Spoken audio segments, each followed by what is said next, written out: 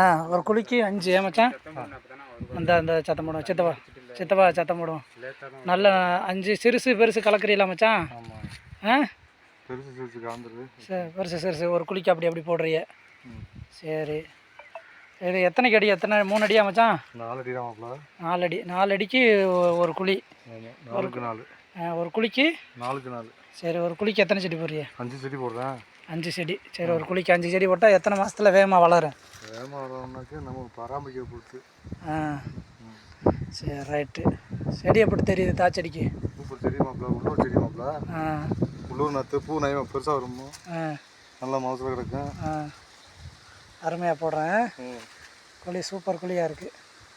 குழியெல்லாம் முன்னாடியே எடுத்து போட்டுருது ஏமாச்சா? ஆமாம், முன்னாடியே எடுத்து போட்டு ஒரு குழிக்கு 5 போடுங்க. சரி, நாற்று நல்லா இருக்குது. போட்டு இது எப்போ மூத்து விட்டால் அது நல்லா இருக்குமே.